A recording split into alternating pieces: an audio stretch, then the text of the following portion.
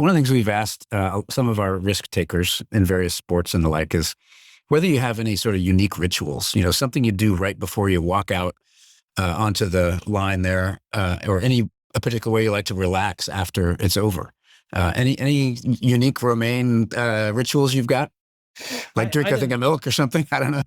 No, I always get dressed the same way, and I always jump in the car from the right-hand side. Is it a ritual or is it a routine that gets me into the zone? I cannot answer that question.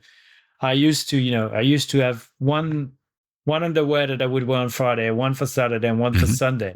And once I forgot those, and I won the race. And I was like, well, I guess they weren't that lucky. So had nothing to do with it. I love it. Yeah, I love it. You must have simulators though that also are there simulators for every kind of race you do, or is it only for the high end, F1 Indy stuff? It's mainly high end, but we also Daytona, we had a simulator. We worked with Ford Racing, and they have a great simulator up in Charlotte. IndyCar Honda simulator is in Indianapolis. I have a small one at home, but there's nothing you can work on really from home. So those big video game, I like to call them, are actually very helpful to set up the cars. I don't think they bring me anything as a driver, but to make the car faster, they're definitely a very good tool. So as we've discussed, you've been racing in a lot of different fora with a lot of different cars. Are there any aspects of racing that you've not yet experienced that you'd really like to? What's left? Not a lot, right? I've done Formula One, I've done IndyCar, I've done endurance racing, I've done Le Mans 24 Hours, I've done Indy 500, I've done Monaco Grand Prix, I've done ice racing. I've never done anything in the desert, like a Paris-Dakar or something like that. I wanted when I was a child. I'm not so sure about sleeping in a tent in the middle of the desert is my cup of tea. I'll think twice about it.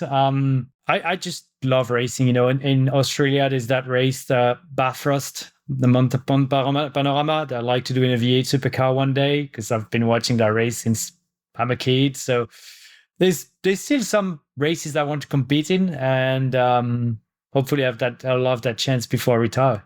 So, Romain, you probably know this, but World War I fighter race, Eddie Rickenbacker was also a famous race car driver who competed several times in the Indy 500, which you yourself have done, twice, I think? The famous World War I fighter pilot, Manfred von Richthofen, said, he was the Red Baron, right? He said, it's not the crate that matters, it's who flies it. So I want to ask you, how do you assign the relative importance of car and driver to the success of a racing team? I know it's a hard question. No, it's actually quite simple. In Formula One, the car does 98% of the work, the driver does too. You have to think that there's 20 drivers in the world. I don't know how many people go in space every year, but it may be more than people driving Formula One car. So I think, you're already at top of your game. The difference between each is really the car. In IndyCar, it's a little bit different. I think that the driver has a bigger input, except at the Indy 500. Well, if you try to drive the car, you finish in a wall. The car has to drive you. You're just in there, but you're not. The car is fast or slow. It's not the driver. And that's something that is very hard to apprehend and understand when you come from Europe. So I got another question. Everyone knows about the movie, and you probably knew we were going to ask you about this, F1. I know from my own experience, because I was at Top Gun when they made that first Top Gun movie, that it sort of dramatized the business, but at the same time, it carried kind of a kernel of realism. Have you seen the film, and what did you think? And is it crazy or, cringeworthy, or did you like it? I have not watched it, to be honest. I think it may be a little bit too Hollywood. So that's what I heard from my friends that watched it. And okay, I know they try the best they can, but no, they do that with space movies a lot. I totally get it. Yeah. I'm sure they do on space movie. I mean, it looks great when you don't know anything about it. You're like, oh my God, this is like this and like that. But I'm sure that when you've lived it, it's like, it's not quite like this. No. And one of the hard things about it, this was hard in the first Top Gun movie, is capturing the true violence of the sport, as it were. The camera just can't necessarily. They did a better job in the second movie than they did in the first one, but it's hard to really get that real feel, right? Pulling 5Gs going around a corner is not something that the movie really would capture very well, I guess. No. As we wind down, one of the things we'd like to ask is if there's anything that you want the general public to know about race car drivers that they may not already know. We're not crazy. I think we love speed, we love competition, but I think everything we do is as calculated as it can be. Of course, there's a risk into it, like landing on an aircraft carrier, like going in space. You calculate as much as you can. You know there's a risk in it, but you're not crazy by doing it. And it's funny because a lot of people tell you, you're crazy.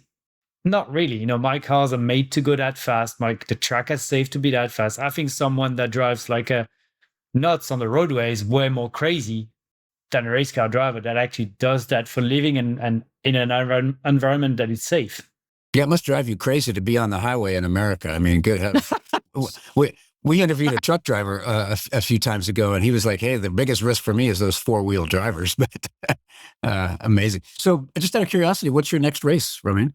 It's going to be St. Petersburg, Florida in about two weeks. First race of the IndyCar Championship. And then the week after, we're in Phoenix. The week after, I think we're in Dallas. A busy couple of months coming ahead. It's a brutal travel schedule, isn't it? That IndyCar circuit.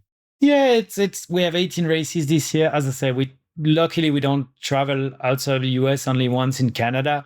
So that makes it a lot easier. Well, I'm adding as well 9 Formula One races. So I'm also going to Bahrain for Formula One. I'll do Miami, of course, but then I'm also going to Brazil, to Baku, to Madrid, Spain.